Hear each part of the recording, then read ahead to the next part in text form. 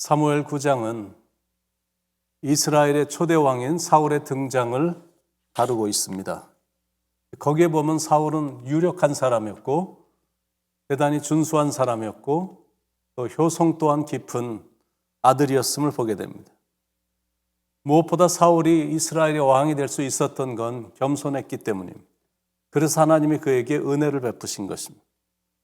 사무엘상 10장은 사울이 왕으로 기름 부음을 받는 장면을 기록하고 있습니다. 1절에 이에 사무엘이 기름병을 가져다가 사울의 머리에 붓고 입맞추며 이르되 여호와께서 내게 기름을 부으사 그의 기업의 지도자로 삼지 아니하셨느냐.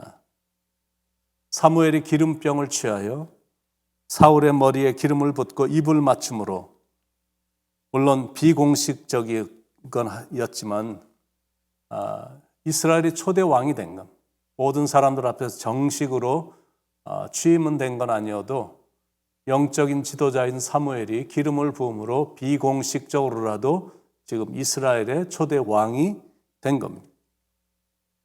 중동 사람들에게 있어서 입을 맞추는 건 상대방에 대한 존경의 표시입니다. 기름을 붓는다는 것은 거룩하게 하는 표시입니다.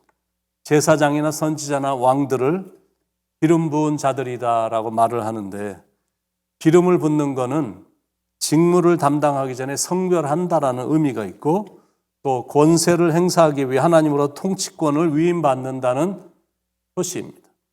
사울에게 기름을 부었다라는 것은 이스라엘 국가를 다스릴 왕으로 하나님의 선택을 받았다라는 표시입니다. 기름을 부은 후 사울이 왕이 될 것임을 확신시키는 세 가지 징표에 대해서 사무엘이 지금 예언을 합니다. 첫 번째 징표입니다. 2절, 내가 오늘 나를 떠나가다가 베냐민 경계 셀사에 있는 라헬의 묘실 곁에서 두 사람을 만나리니 그들이 내게 이르기를 내가 찾으러 갔던 암나기들을 찾은지라. 내 아버지가 암나기들의 염려는 놓았으나 너희로 말미암아 걱정하여 이르되 내 아들을 위하여 어찌하리요 하더라 할 것이요. 오늘 가다가 이제 두 사람을 만나게 될 텐데 그 사람들이 잃었던 암나기들을 사울의 부친이 찾았다라고 가르쳐 줄 거다라는, 그게 이제 첫 번째 징표에 대한 예언입니다. 두 번째 징표 3절 4절, 내가 거기서 더 나아가서 다볼 상수리 나무에 이르면 거기서 하나님을 배우려고 베델로 올라가는 세 사람을 만나리니 한 사람은 염소 새끼 셋을 이끌었고 한 사람은 떡 세 덩이를 가졌고 한 사람은 포도주 한 가죽 부대를 가진 자라.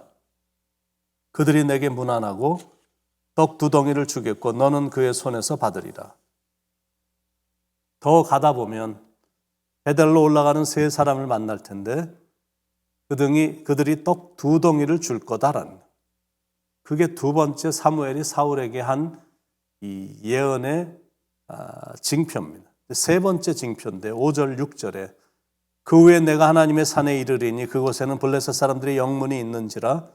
네가 그리로 가서 그 성읍으로 들어갈 때 선지자의 무리가 산당에서부터 비파와 소고와 저와 수금을 앞세우고 예언하며 내려오는 것을 만날 것이요 내게는 여호와의 영이 크게 임하리니 너도 그들과 함께 예언을 하고 변하여 새 사람이 되리라.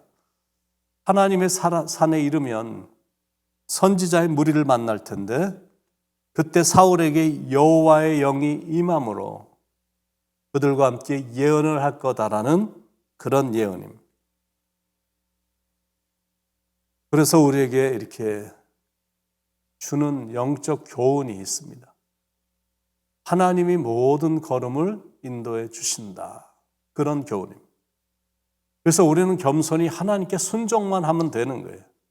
이 모든 일들이 일어나는 일들, 이런 징표들, 이런 예언 모든 것들이 다 이루어지잖아요. 영적 교훈 두 번째입니다. 기회를 따라 행하라. 7절에 이 징조가 내게 임하거든 너는 기회를 따라 행하라. 하나님이 너와 함께 하시느니라. 아무리 과정을 밟았고 징조도 있고 이제는 준비가 다 됐다는 생각이 들어도 즉시 행동으로 옮겨서는 안 된다는 교훈입니다. 하나님으로부터 성령의 기름 부음을 받을 때까지 기다려야 된다는 교훈입니다.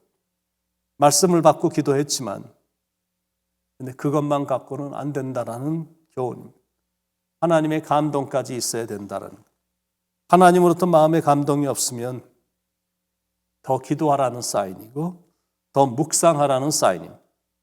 성령의 감동이 있을 때까지 기다려야 한다는 거예요. 무슨 말이냐면 하나님이 함께 하신다는 분명한 확신을 가진 후에 일을 시작해야 된다는 말입니다.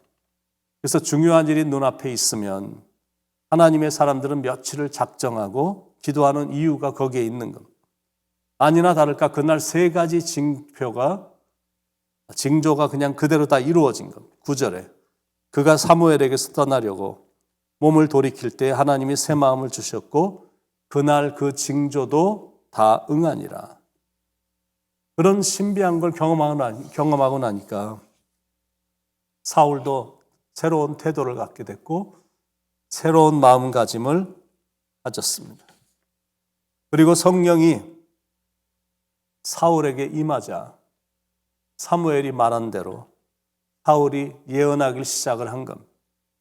그 모습에 사울을 알던 모든 사람들이 다 놀랐습니다. 10절, 11절에 그들이 산에 이를 때 선지자의 무리가 그를 영접하고 하나님의 영이 사울에게 크게 임함으로 그가 그들 중에서 예언을 하니 전에 사울을 알던 모든 사람들이 사울이 선지자들과 함께 예언함을 보고 서로 이르되 기스의 아들에게 무슨 일이 일어났느냐 사울도 선지자들 중에 있느냐고. 얼마나 주위에 있는 사람들이 사울을 아는 사람인데 놀랐으면 사울도 선지자들 중에 한 명이냐 이렇게 말할 정도로 참 대단한 일이 일어나게 된 겁니다. 영적 교훈 3번째입니다. 하나님의 말씀은 한치의 오차도 없이 성취가 된다. 그겁니다. 영적 교훈 3번째. 사람을 부르실 때는 그 일을 감당하도록 능력까지 주신다. 그래서 참 좋은 겁니다. 나는 부족한 것 투성이고 별로 소유한 것도 없고 능력이 없어도 하나님이 도와주시면 능력 있게 쓰임 받는다는 사실. 그러니까 이 귀중한 교훈만 깨달으면 걱정할 게 없는 겁니다. 잘 돼도 우쭐대지 않고 안 돼도 이런 이유 때문에 좌절이 안 되는 겁니다. 사울이 이때만 해도 겸손하기도 했지만 매사에 굉장히 신중했던 사람이었습니다. 왕으로 택정도 받았고 기름 부음도 받았지만 완전히 결정이 될 때까지는 그 일에 대해서 아무 말도 하지 않았다는 거예요. 14절로 16절. 사울의 숙부가 사울과 그의 사환에게 이르되 너희가 어디로 갔더냐 사울이 이르되 암나귀들을 찾다가 찾지 못함으로 사무엘에게 갔었나이다 하니 사울의 숙부가 이르되 청하노니 사무엘이 너에게 이런 말을 내게 알리라 하니라. 사울이 그의 숙부에게 말하되 그가 암나귀들을 찾았다고 우리에게 분명히 말하더이다 하고 사무엘이 말하던 나라의 일은 말하지 아니하니라. 그때만 해도 사울이 입이 굉장히 무거워서 이 사람 저 사람에게 다니면서 떠버리지도 않았고 집안의 경사고 이게 참 자랑할 일인데도 가족에게조차도 말을 하지 않았다는 거예요. 확실히 지도자는 입이 무거워야 됨을 말해주고 있습니다. 어떤 경우는 다 된 밥이었는데 너무 일찍 공포하는 바람에 일을 망치는 경우들도 있습니다. 완전히 결정되기 전에 너무 일찍 말하고 다니면 이간자가 틈을 타서 중대한 일을 그르칠 수 있음을 지금 경고하는 겁니다. 모든 사람들이 다 마음이 넓은 게 아니거든. 모든 사람들의 입이 다 무거운 게 아닙니다. 일을 잘못 처리하면 시기와 질투의 대상이 되고 사람들의 가십에만 오르내리게 되는 겁니다. 너만 알고 있어. 나만 알고 있으라고 그랬으니까 너 절대 다른 사람에게 얘기하지 마. 그러면서 다 얘기하거든요. 그런데 결국 그 말이 다 퍼지게 되어 있습니다. 날개 없는 말이 천리까지 가기 때문에 그렇습니다. 그래서 항상 입술을 조심해야 되고 특히 중요한 일을 맡은 리더들은 더더욱 입술이 무거워야 됩니다. 또 하나는 사무엘에게 하나님의 신이 크게 임했을 때 사울은 선지자의 무리와 함께 예언을 했습니다. 하나님의 말씀을 대언한 겁니다. 많은 사람들이 생각하기를 성령이 충만해지면 말이 많아진다고 생각하는데 그런데 실은 그 반대의 경우가 대부분입니다. 성령 충만의 증거 중에 하나는 말이 줄어드는 겁니다. 왜냐하면 세상적인 말이 줄어들기 때문에 그렇습니다. 그 대신 때에 맞는 지혜로운 말, 아주 강력한 말, 남을 세워주고 남에게 힘이 되어주고 은혜로운 말들을 이렇게 하게 되는 사람이 되는, 그게 바로 성령 충만한 증거입니다. 사무엘상 10장을 통해 우리에게 주시는 도전의 말씀은 늘 겸손하라. 두 번째는 기회를 따라 행하라. 세 번째는 듣는 것은 속히하고 말은 더디하는 신중한 사람이 되라. 그겁니다. 그래서 오늘도 겸손히 주신 말씀에 순종하고 기도하며 하나님의 감동하심을 기다리는 인내로 나가길 바랍니다. 그리고 입술에 파수꾼을 세워 아주 묵직한 입술이 돼서 이 입술을 가지고 하나님의 영광을 가리게 되는 그런 일이 없는 사람들로부터 칭찬을 받는 훌륭한 인격자들, 하나님의 사람들이 되시길 간절히 축원을 드립니다. 기도하시겠습니다. 사랑의 하나님, 오늘도 주신 말씀 마음에 새기고 우리가 늘 말씀을 읽고 묵상하고 받는 사람들인데 늘 겸손히 생활하게 하시고 하나님의 말씀 앞에 순종하는 덕이 따르게 하시고 듣기는 속해야 돼.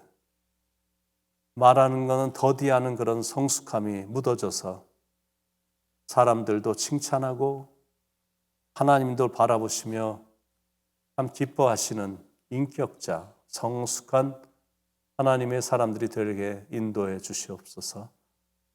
오늘도 말씀해 주셔서 깨닫게 해주신 하나님께 감사를 드리며 사랑이 많으신 예수님의 이름으로 간절히 기도드립니다. 아멘.